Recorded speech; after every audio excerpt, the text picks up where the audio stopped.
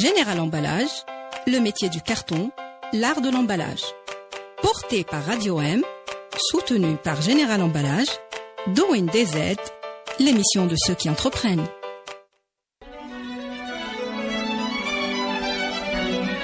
Pour bien s'entendre, il faut bien s'écouter. Rendez-vous sur M, la petite radio du Grand Maghreb.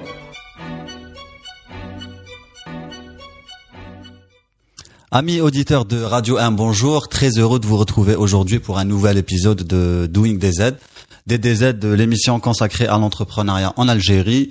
Vous le savez tous, le principe est simple. Chaque semaine, un nouvel invité, une nouvelle rencontre à travers laquelle nous essayons un peu de décortiquer la vie de cet invité afin d'en tirer le maximum d'enseignements. Et pour ce faire, aujourd'hui, j'ai le plaisir et l'honneur de recevoir une femme entrepreneur, Madame Leila Akli. Merci d'avoir accepté notre invitation. Je suis ravie d'être là. Madame Akli, c'est la fondatrice, entre autres, de Pi Relations, qui est une agence spécialisée en relations publiques et digitales. Tout à fait. Je vous propose directement, amis auditeurs de Radio M, d'aller regarder le portrait de notre invité préparé par la rédaction et on sera de retour juste après. Leila Akli est une geek en talent aiguille. Comme elle aime se définir, une femme d'affaires accomplie qui crée Pi Relations en 2013, la première entreprise algérienne spécialisée dans les relations publiques. Dès sa création, elle positionne l'agence dans le digital, le succès est immédiat. Elle accompagne de nombreuses compagnies algériennes et multinationales, métiers dominés par les seniors et la gente masculine. Leila réussit par son professionnalisme et son abnégation à gagner la confiance de ses collaborateurs et à devenir même par la suite une figure dans la société avec son engagement civique et féministe. De retour sur le plateau de Radio M en compagnie de Leila Akli, fondatrice de Pi Relations. Encore merci d'avoir accepté notre invitation, Madame Leila Akli. Merci. Donc vous êtes la fondatrice, nous l'avons dit, de Pi Relations. C'est une agence spécialisée en relations publiques digitales. Vous apportez des solutions dans ce qu'on appelle le nation branding. Qu'est-ce que c'est le nation branding ? Alors, nous avons entrepris d'aller sur les relations publiques il y a environ 6 ans. Et comme on était un peu les derniers arrivés sur le marché, il nous fallait trouver des éléments de différenciation. Donc, il fallait que nous allions sur des métiers novateurs. Il nous fallait quelque chose de nouveau que nos concurrents n'offraient pas encore. Donc, on a décidé dès le départ d'aller sur du RP 2.0, donc du RP lié aux communautés d'influence sur les réseaux sociaux et sur le web en général. Et à partir de là, on a commencé à développer tous les services autour, donc la création de contenu, donc des contenus digitaux, que ce soit éditorial ou vidéo ou infographie, c'est vraiment très diversifié aujourd'hui. Et donc on a créé une agence qui est toujours à la recherche d'innovation et qui essaye toujours de trouver de nouveaux types d'influenceurs pour répondre au mieux aux objectifs des marques. C'est un peu votre marque de fabrique, se différencier des autres. Donc vous vouliez dès le départ plutôt faire les choses autrement. Nous allons avoir le temps d'en parler tout à l'heure. Mais maintenant, nous allons nous consacrer à votre profil, à votre parcours, à commencer par le parcours d'études. Je sais qu'en 2002, vous avez été diplômé en commerce international de EHEC Alger, je crois. Oui. Désormais, avant c'était INC. Oui, moi quand j'y étais, c'était l'INC. Oui, moi aussi j'ai fait l'INC, donc du coup c'est pour ça que je connais. Donc du coup 2002, vous êtes diplômé en commerce international. Peu de temps après, vous êtes l'une des plus jeunes cadres dirigeants ou dirigeantes, je sais plus ce qu'on dit, de l'entreprise Olido. Vous aviez alors 25 ans. Parlez-nous un peu de 25 ans, vous étiez... J'étais manager merchandising. Exactement. C'est ça. Donc parlez-nous un peu du sortir de vos études, et le début de D'accord. Alors l'entreprise. Moi, j'ai toujours voulu travailler dans la com. Donc depuis très jeune, je savais que c'était ça que je voulais faire. Que c'était vraiment un métier qui me parlait. Voilà, Depuis très jeune, c'est-à-dire on va dire 12-13 ans, je voulais déjà être dans la com. J'étais très impressionnée par les grosses maquettes que proposait, je sais pas, vous vous rappelez ma sorcière bien aimée. Oui, bien sûr. Voilà, donc son mari travaillait dans la pub et à chaque fois il sortait des grosses maquettes comme ça, avec donc des dessins de campagne et tout, et je trouvais ça absolument génial. J'étais jalouse de sa créativité et c'est exactement ce que je voulais faire dans la vie. Donc j'ai toujours voulu travailler dans la com. Quand j'ai fait l'INC, bon, c'était pas l'université auquel on m'a envoyé au départ, donc on m'a envoyé en chimie industrielle. C'était un peu un phénomène de mode à l'époque, l'INC. On faisait plus ça par moi pas du souci tout. de mode qu'autre chose, quoi. Moi pas du tout. Moi j'ai toujours voulu être dans la com et j'ai essayé de changer de filière quand j'étais à l'université. Au début, on m'a envoyé en chimie industrielle. Pour moi, ne me ressemblait pas du tout. À Burj Khalifa, c'est ça? C'était à Boumerdès. Ah oui, Boumerdès, pétrochimie. Et après, j'ai passé le concours à l'INC. En montant, c'était un concours. Oui. En plusieurs jours, avec un oral et tout. J'ai remporté le concours et j'ai intégré donc l'INC. C'était c'était une super expérience, d'autant plus que les 2 dernières années, j'ai commencé à travailler en agence. Donc, je m'occupais des médias. Oui, en salarié, en agence. J'étais dans une petite agence qui s'appelait Arac, qui était pas très loin de l'INC. Et je m'occupais donc de l'achat média. Et donc, ça m'a mise dans le bain tout de suite. Ça, donc, c'était une année avant l'obtention de votre diplôme. C'était 2 ans avant l'obtention de mon diplôme. Donc, je travaillais à temps partiel en agence. Et à la sortie de l'INC, j'ai tout de suite travaillé dans une autre agence qui organisait des événements, qui maintenant a un peu disparu, qui s'appelait donc le Ciftec, Jouvensalle, Sud 4K. Donc c'était des salons qui étaient très appréciés en ces temps-là, donc qui étaient des salons professionnels. Et en démarchant Ooredoo pour le Ciftec, j'ai reçu une proposition donc de recrutement et voilà, j'ai intégré Ooredoo, j'avais à peine 24 ans. J'étais à l'événementiel et au sponsoring et l'année d'après j'ai été nommée donc manager support vente, donc merchandising. Et je pense que j'étais un des plus jeunes managers, je pense qu'on était 2 à avoir 25 ans à être manager d'équipe. Moi et quelqu'un dans la com aussi. Voilà, donc c'était une très très belle expérience. J'en parlais il y a quelques jours, je dis mais quand même c'est dingue le niveau de responsabilité qu'on nous donnait alors qu'on était très très jeunes. Et je pense que c'est parce que justement c'était des métiers nouveaux et qu'il n'y avait pas forcément des gens expérimentés. Donc ils nous ont donné notre chance. Et on a appris beaucoup. C'était une très très belle expérience. Et comment vous avez switché du monde salarial vers le monde entrepreneurial? Quel a été le déclic? Alors, le besoin de liberté, c'est ce que je dis à chaque fois. Moi, j'aime les nouveaux challenges, j'aime aller sur de nouvelles choses. Je suis une personne très très curieuse et en entreprise, j'avais pas justement assez de liberté pour pouvoir tester de nouvelles approches, tester de nouvelles façons de communiquer, etc. Donc, il fallait très souvent rester dans des guidelines comme ça, un peu carrés, dans un schéma assez précis.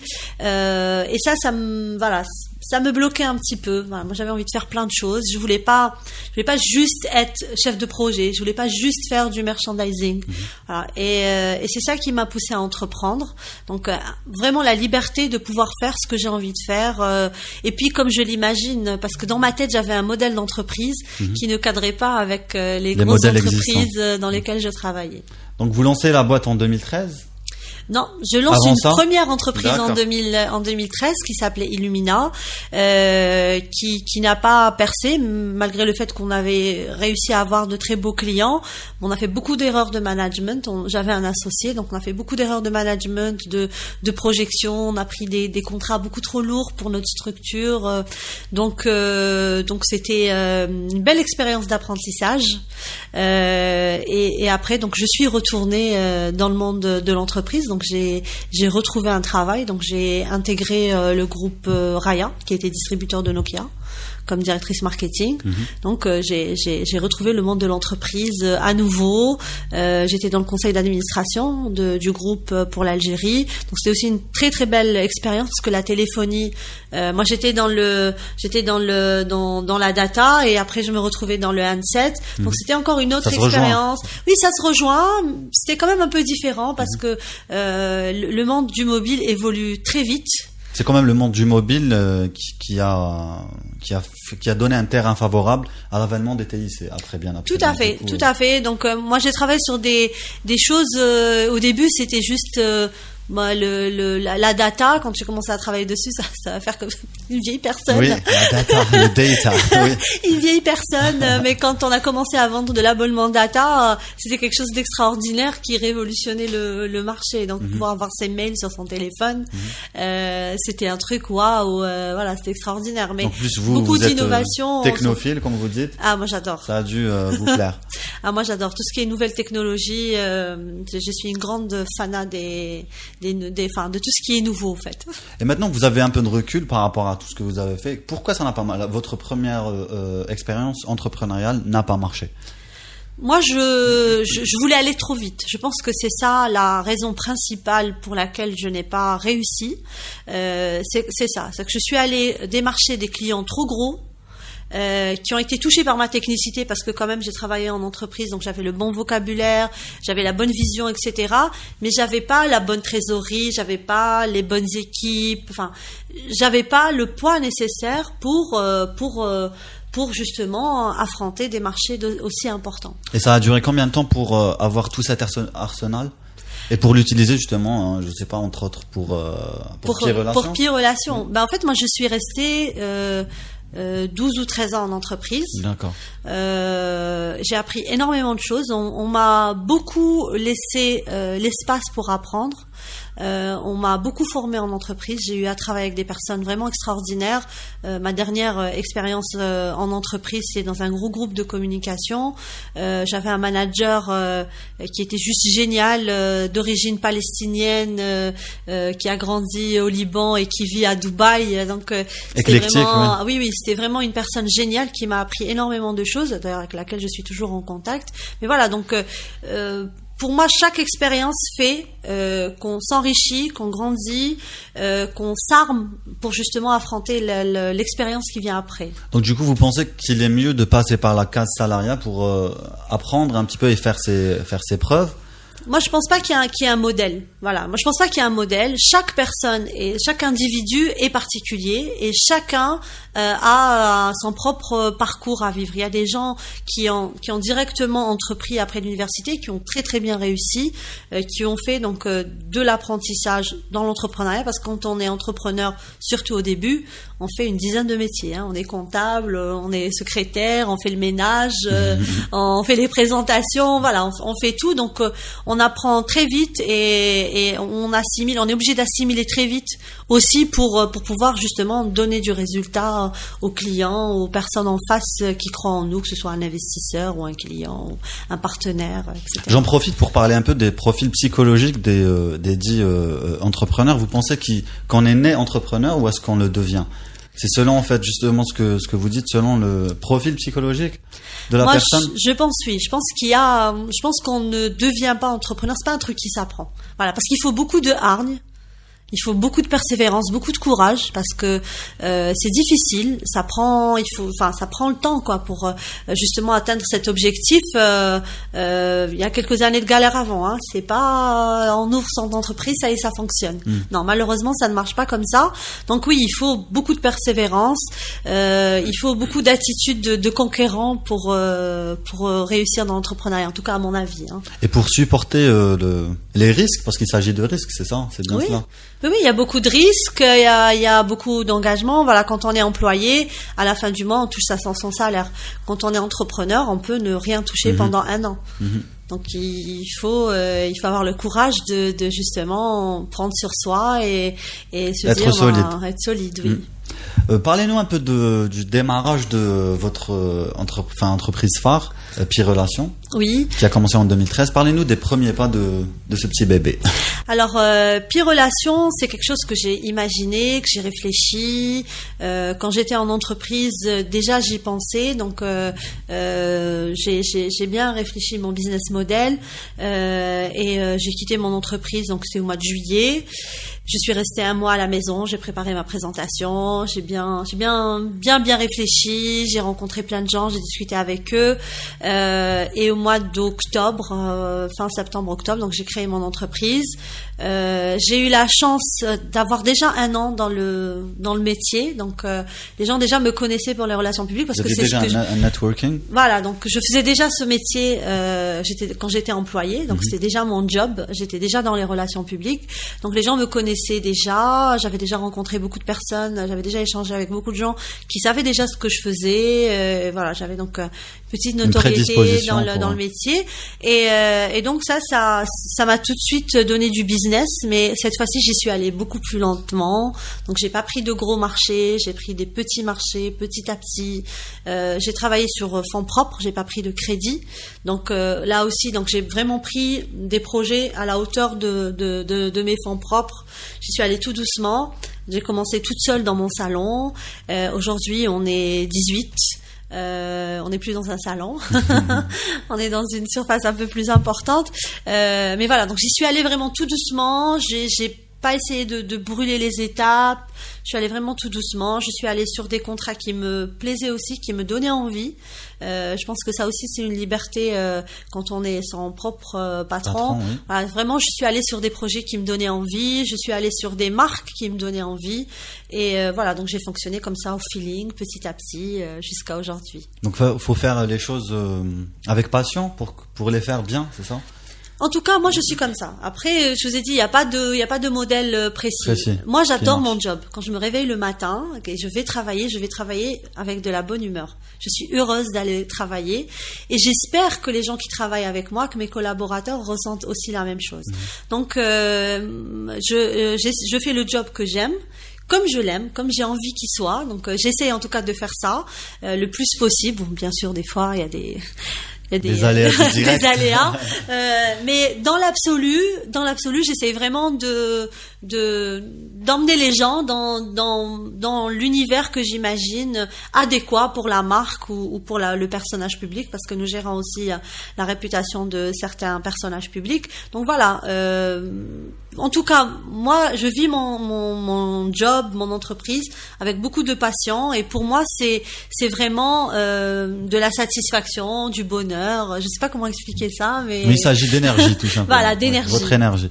On parlait tout à l'heure de faire les choses différemment. La différenciation, c'est votre marque de fabrique. Comment on peut faire les choses différemment en Algérie? Surtout que la main d'œuvre, à l'époque où vous démarriez, n'est pas, même peut-être aujourd'hui aussi, n'est pas vraiment qualifiée. Comment on fait pour choisir son équipe, en sachant que l'équipe c'est l'un des vecteurs ou pas du succès ou de l'échec de l'entreprise? Tout à fait. Nous, déjà, la première journée, quand les gens intègrent l'agence, on leur explique qu'on n'est pas comme toutes les agences. Déjà, les gens, ils se disent, oui, mais pourquoi tu dis on n'est pas comme toutes les agences? Parce que l'état d'esprit est différent. Le management est différent. On n'est pas dans un management plat. Voilà. Nous, on a des chefs de projet. Quand quelqu'un a le lead, on est tous des personnes ressources.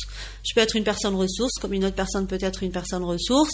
Et puis, on fait beaucoup confiance aux aptitudes et aux prédispositions des personnes. C'est-à-dire que quand on voit qu'une personne a des facilités dans un type d'univers, on la laisse aller dans cet univers-là. Et puis, nous, on est tous des personnes ressources pour cette personne. Voilà. Donc, un peu à la Silicon Valley. Je sais pas si c'est à la Silicon Valley, mais très sincèrement, pour moi, être heureux au travail, c'est important. Comme pour moi en tant que personne, c'est important. Donc j'essaye que les gens soient autour de moi aussi heureux que possible, et qu'ils arrivent à travailler dans des choses qui s'épanouissent. Oui, j'espère en tout cas. Je fais de mon mieux pour. Quels ont été les obstacles rencontrés lors de la mise en œuvre du projet?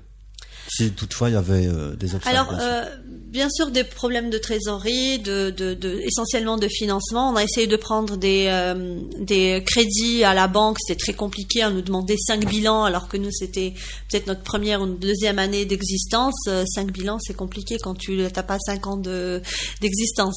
Donc, les financements, oui, c'était compliqué. Même d'avoir des avances sur facturation, parce que plus l'entreprise est grande, plus ça prend le temps pour recevoir recevoir le paiement, recevoir le paiement. Donc pour pouvoir fonctionner entre une action et une autre, des fois c'était un peu compliqué. Il fallait rassurer les fournisseurs pour avoir des fonds de roulement. Exactement, c'était un peu compliqué. C'est toujours le cas. On a beaucoup de mal à se faire payer dans les délais. Je pense que ça c'est une problématique de tous les entrepreneurs.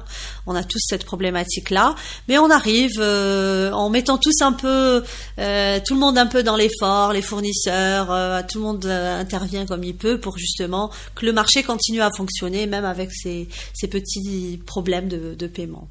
On va parler un peu de la disparité hommes-femmes qui existe en Algérie et partout ailleurs. C'est un métier le métier que vous faites, c'est un métier dominé par les seniors et la gente masculine. Comment vous avez fait pour apporter en fait, pour élever votre voix, j'allais dire, dans ce domaine? Alors, je n'ai jamais essayé de me comporter comme un homme. Déjà, ça c'est un conseil que je donne. On n'a pas besoin d'avoir les réflexes managériels ou de compétences d'un homme pour pouvoir percer. Moi, je fais confiance en mes prédispositions de femme et c'est ce que mes clients, de toute façon, quand ils choisissent de venir chez nous, c'est parce que justement, nous apportons quelque chose de différent. Déjà, moi, je suis très maternelle dans l'absolu et je suis aussi avec les clients, donc je les materne beaucoup. Donc d'ailleurs, c'est très difficile de manager un client après moi parce qu'il s'habitue à ce que les gens me parlent, mais ça fait partie de mon métier parce que les gens nous confient leur réputation. Et ils ont besoin de se sentir en confiance avec nous. Vous établissez vraiment un contact avec le. Exactement. Avec donc ça, pour moi, si j'avais pas été une femme, peut-être que justement, j'aurais pas pu créer cette relation de confiance. On a des clients depuis 6 ans. Ils sont toujours chez nous parce que justement, il y a cette relation de confiance et j'ai beaucoup de clients qui me disent décide toute seule. Fais comme tu veux. On se repose sur toi. Voilà. Donc ça pour moi c'est un élément de différenciation. Et après il y a aussi peut-être mon énergie ou le fait que justement je prends les choses très au sérieux. Je fais mon job avec beaucoup de cœur parce que j'aime mon job. Et donc en général, si je prends un projet client, ça devient mon projet. C'est comme si chez les Donc je prends les choses avec beaucoup de sérieux et mes collaborateurs aussi. Donc on a pris cette habitude chez nous. Voilà. Et comment vous expliquez le fait qu'il y ait beaucoup moins de femmes entrepreneurs que d'hommes? Alors, c'est la culture, on le sait. Exactement. Donc en fait, moi je suis très engagée sur ce sujet-là. J'ai fait beaucoup de conférences, j'ai assisté à beaucoup d'études. Je suis dans plein de panels parce que dès le départ, j'avais pas compris pourquoi en Algérie on avait plus de 70% de femmes dans les universités. Dans le monde du travail, on retrouve 35%, et dans l'entrepreneuriat, j'ai même pas envie de donner le chiffre parce que... Moi, je l'ai pas. Franchement, j'ai cherché, je l'ai pas trouvé. Alors, c'est moins de 7%. Moins de 7%? Oui. D'accord. La moyenne mondiale, européenne, c'est 14,5%, donc on est déjà en Europe, c'est pas top, mais ici, c'est encore la moitié, pire. Donc c'est encore pire. Donc, ce que les c'est peut-être parce que les femmes ont peur d'entreprendre. Alors on a trois gros facteurs. Un, c'est le facteur culturel. Donc le poids de la société qui fait que une femme ne doit pas être chef d'entreprise ou ne doit pas travailler ou doit faire un choix. C'est soit elle est chef d'entreprise, soit elle a une famille, elle a des enfants. Moi, j'ai toujours refusé ce choix. J'ai 2 petits garçons adorables que j'aime énormément, et à aucun moment je ne me vois faire un choix entre ma vie d'entrepreneur et ma vie de maman ou ma vie d'épouse ou voilà. Moi, cela n'empêche pas. Je suis moi, et voilà, on peut tout faire. Il n'y a pas de raison pour qu'on ne fasse pas tout ce qu'on a envie dans la vie. Après, il y a aussi le manque de modèles. Il y a un fort manque de modèles. Quand vous demandez à une jeune fille ce qu'elle veut faire plus tard, très souvent, elle ne pense même pas à l'entrepreneuriat parce qu'elle n'a pas de modèle de femme entrepreneur. Et quand vous lui demandez si elle connaît un entrepreneur, elle peut vous en citer 50. Dans les 50, vous n'aurez pas une femme dans les 50. Donc le manque de modèle, c'est aussi un gros frein. Après, l'accès au financement. On accorde moins de crédits, de financement à des femmes qu'à des hommes. Ça, c'est des études, c'est prouvé. Hein. Donc, on fait moins confiance à une femme qu'à un homme. Alors, imaginez, moi, femme dans le digital et moins de 40 ans, c'était râpé. Si je voulais un crédit, c'était juste impossible. Donc, voilà. Donc, ça, c'est les trois gros freins culturels. Comment et on peut la faire peur pour, de l'échec. La peur de l'échec, c'est aussi un obstacle parce que les femmes algériennes sont toujours poussées à l'excellence quand elles sortent de la maison. Si elles font des études, il faut qu'elles fassent 3 fois plus que les hommes. 3 fois plus que les hommes pour qu'elles soient acceptées. Et dans le monde de l'entrepreneuriat, pareil. Si elles sont entrepreneurs, il faut qu'elles soient leaders du marché. Donc elles ont très peu de place pour l'échec et ça décourage dès le départ. Qu'est-ce qu'on peut faire pour changer ça? Alors, est-ce qu'il beaucoup faut de choses. sensibiliser les femmes? Ah oui, mais clairement, beaucoup de choses. Des fois, je prends ma voiture, je vais à l'université Arléa, vous savez, HEC maintenant, c'est Arléa. Oui. Donc je vais à Arléa, je passe la journée et de temps en temps on m'appelle, je dis oui, mais ils m'ont déjà vu 2 fois ce mois-ci, ils vont peut-être en avoir marre de moi, d'entendre mon histoire. Et après, je me dis non, je vais aller quand même parce que je préfère que moi je prenne la parole ou que ce soit une autre personne qui leur dise restez chez vous, ne travaillez pas. Donc oui, on doit se mobiliser. L'autonomisation des femmes, c'est un sujet très important. Il faut savoir plus d'actualité vu le rôle des femmes oui. joué dans cette conjoncture politique, même si on veut pas faire de la politique. Je vais vous dire quelque chose que j'ai déjà dit des centaines de fois, mais les femmes algériennes ont toujours fait partie de la solution. Toujours, depuis toujours. La guerre d'Algérie, la décennie noire, les premières à être descendues dans la rue, c'était les femmes. Et aujourd'hui, pareil. Donc, il y a une conjoncture qui est politique, mais qui est aussi économique. Il y a une grosse crise économique. C'est lié de toute façon. Bien sûr. Et on ne peut pas compter que sur la moitié de la population. C'est pas possible. On ne peut pas dire à la moitié de la population et c'est vos problèmes, débrouillez-vous. Non, on a aussi un rôle à jouer. On a quelque chose à apporter. On est complémentaires dans le business comme dans la famille. Et à mon avis, ce serait une grossière erreur de laisser les femmes de côté. Vous êtes impliqué justement dans des actions sociales qui vont dans ce sens, des actions essentiellement dirigées vers l'entrepreneuriat et l'épanouissement de la femme algérienne. Vous avez été coach pour le programme Injaz, El Jazair, programme en apprentissage entrepreneurial dirigé vers les étudiants algériens. Parlez-nous un peu de votre engagement justement féminin. Qu'est-ce que vous faites pour les femmes concrètement algériennes? Alors moi je suis ambassadrice d'un programme américain qui s'appelle le Women's Entrepreneurship Days. Oui. C'est un programme autour de l'autonomisation des femmes.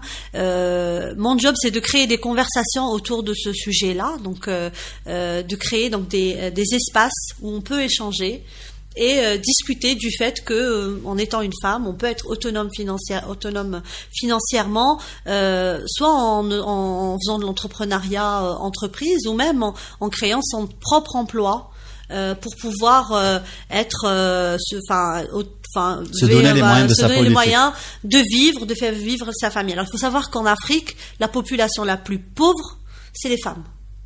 Parce qu'elles vont prioriser les enfants, elles vont prioriser, même si elles arrivent à avoir de la nourriture ou du revenu, elles vont prioriser la famille, leur bien-être personnel. En termes de pouvoir d'achat.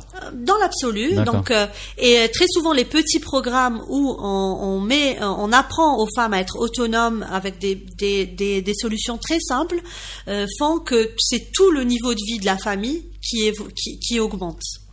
Donc on est allé sur ces programmes-là. Donc on a fait de la sensibilisation. On a fait même des journées de conférences pour parler de marchés potentiels pour les femmes. Il y a des marchés acquis, les marchés du service. Les femmes, les PME gérées par les femmes réussissent très bien.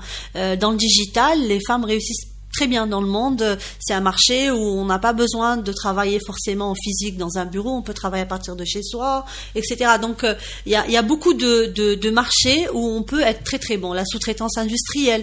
Donc on a organisé comme ça des conférences, des journées d'études autour de ces thématiques-là pour sensibiliser. On a invité beaucoup d'étudiants et pour aussi expliquer que ce n'est pas un rêve inaccessible. En 2015, vous aviez déjà organisé une conférence autour de la transformation digitale en Algérie qui s'appelait The Picnic. Oui. C'est un espace de partage qui reprend un peu l'ancienne génération à la nouvelle génération. Tout à fait. Qu'est-ce que vous pensez justement de la nouvelle génération, vous qui travaillez beaucoup avec les influenceurs? Alors, bien sûr, ils ont beaucoup plus de prédispositions que nous pour tout ce qui est digital. Parce qu'ils sont nés dans ça. Ils sont nés dans ça. Et puis, on me dit souvent, est-ce qu'on doit couper les enfants d'Internet? Est-ce qu'on doit... C'est une vraie question. C'est une vraie question. Non, on peut pas. C'est leur temps, c'est ce qui fait, enfin leur environnement est fait de ça. Donc on peut contrôler en tant que parent et dire on va pas sur tel ou tel site, mais on peut pas les couper de ça. Et c'est exactement la même chose dans le monde du travail.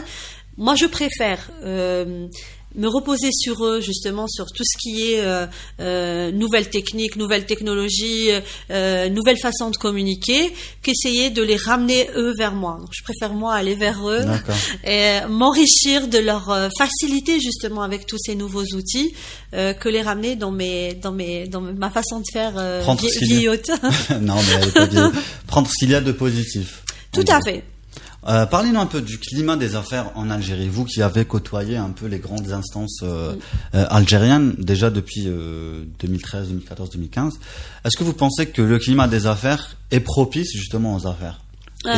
Et je fais une allusion à la souveraineté de l'État qui est traduite par le 51-49. Est-ce que vous pensez qu'il faudrait un jour enlever ça et s'ouvrir vers un marché, une vraie économie de marché mondiale? Alors moi, je suis pour une vraie économie de marché. Je suis pour garder le 51-49 sur des marchés clés, sensibles, l'hydrocarbure, l'armement, enfin des trucs un peu sensibles. Mais sur la com, moi je trouve ça, par exemple dans la com, un étranger peut pas ouvrir une agence. Franchement, voilà quoi. C'est compliqué. Oui, ça n'a pas de sens. C'est illogique. Voilà, si on veut qu'il y ait de l'investissement, si on veut créer des emplois, créer de la valeur, former aussi les gens. Et former les gens, oui, il faut ouvrir le marché, bien sûr. Pas dans tous les domaines. Je suis d'accord pour qu'il y ait une souveraineté dans des secteurs clés, sensibles, mais pas dans tous les domaines. Pas la communication, pas le tourisme. Non. Au contraire, le tourisme, on a tout à apprendre. On se doit d'ouvrir parce qu'on doit apprendre. On ne sait pas faire du tourisme. On peut même ouvrir pour un certain temps, enfin un temps désigné, genre 10 ans ou 20 ans, si on a vraiment peur pour la souveraineté de l'État. On arrive à la fin de cette émission. C'est passé vite, hein. C'est passé vite, mais c'est déjà 35 minutes. Une petite question, si c'était à refaire, que feriez-vous de différent? Rien du tout. Rétrospectif. Rien du tout. Rien du tout. Rien du tout. On prend les mêmes et on recommence. Oui, on prend la même chose. Chaque expérience est un apprentissage et chaque expérience m'a fait grandir et je ne regrette aucune de mes erreurs. Donc pour vous, comme le modèle américain le dit, l'échec est un diplôme. Tout à fait. L'échec est un apprentissage. Merci beaucoup, Madame Laïla Akli. Merci d'avoir accepté notre invitation. Merci de m'avoir reçu. Quant à vous, chers amis auditeurs de Radio M, je vous dis à la semaine prochaine. D'ici là, restez branchés et à la revoyure. Général Emballage, le métier du carton, l'art de l'emballage. Porté par Radio M, soutenu par Général Emballage, Doing DZ, l'émission de ceux qui entreprennent.